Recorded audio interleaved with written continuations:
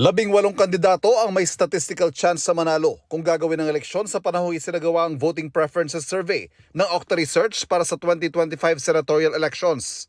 Yan ay sina Senator Bongo, Congressman Erwin Tulfo, dating Senate President Tito Soto, Senator Bato de la Rosa, Broadcaster Ben Tulfo, Incumbent Senators Pia Cayetano at Ramon Bong Revilla Jr., Makati Mayor Abby Binay, Senator Lito Lapid, dating Senador Ping Lacson, Congresswoman Camille Villar, dating Senador Bam Aquino, TV host Willie Revillame, dating Senador Manny Pacquiao, Senator Amy Marcos, dating DILG Secretary Benhur Abalos, Congressman Rodante Marcoleta at dating Senador Kiko Pangilinan.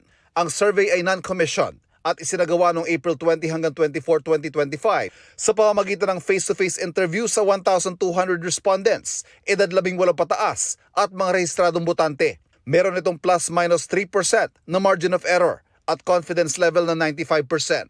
Ivan Mayri na nagbabalita para sa GMA Integrated News.